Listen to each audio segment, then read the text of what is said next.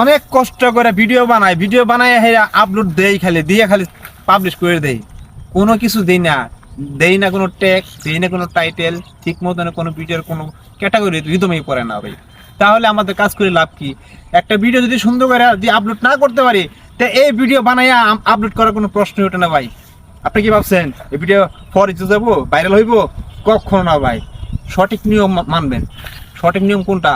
একটা কন্টেন্ট বানাইছেন সুন্দরভাবে, সেই ভিডিওর ভিতরে কি মেসেজটা রাখছেন, সেই মেসেজটা মেন মেসেজটার উল্লেখটা রাইখা টাইটেলটা দিবেন ফেসবুকে, তারপরে কি হ্যাশট্যাগটা দিবেন সুন্দর করে, তারপরে কি দিবেন, লোকেশনটা দিবেন।